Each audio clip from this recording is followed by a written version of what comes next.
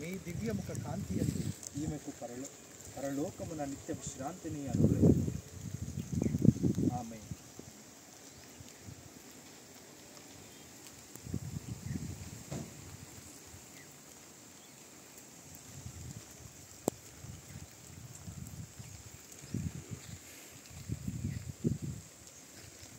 సర్వశక్తి గల సర్వేశ్వరుడు మన సోదరి హేమలతను యహలోక జీవితము నుండి తిరిగి తన చెంతకు పిలుచుకొని చిత్తగించింది. కావున మట్టి నుండి తయారైన ఈమె శరీరమును తిరిగి మట్టికి అప్పగించుచున్నాము. మృతులలో సజీవుడై సమాధిలో నుండి లేచిన వారిలో ప్రథముడు క్రీస్తు ప్రభువు. కావున దీనవస్థలో ఉన్న మన శరీరమును తన మహిమాన్విత శరీరముతో పోలినట్లు చేయుదు. అందువలన సోదరిని ప్రభువునకు అప్పగించుచున్నాము. రక్షకుడు ఈమెకు తన శాంతియుత భాగమొసే అంత్యదినమున ఈమె శరీరమును సజీవముగా లేకునుగాక.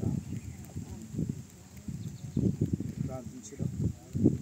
ఓ సర్వేశ్వర, మరణించిన మీ సేవకురాలిపై కనికరమును చూపుడు. ఈమె మీ చిత్తమును నెరవేర్చి ఆశ కలిగి ఉండను. ఈమె చేసిన పాపములన్నిటినీ క్షమించి శిక్షను తొలగింపు. ఈమె తన క్రైస్తవ విశ్వాసము ద్వారా మీ భక్తుల బృందములో ఏకమై ఉండదు. కావున ఇప్పుడు మీ ప్రేమ కరుణలతో మీ దూతల బృందముగా సాంఖ్యమును అనుగ్రహించు. మా ప్రభు అయిన యేసుక్రీస్తు ద్వారా ఈ మనవి చేయుచున్నాము. ప్రభువా, వారికి నిత్య విశ్రాంతిని ప్రసాదించు.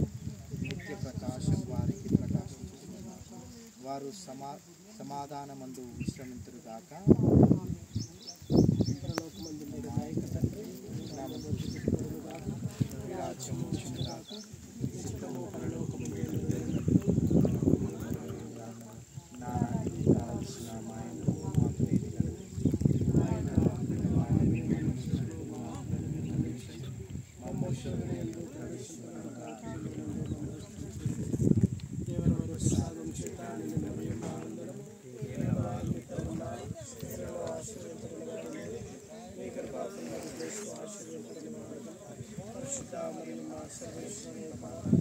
పాపాత్మైన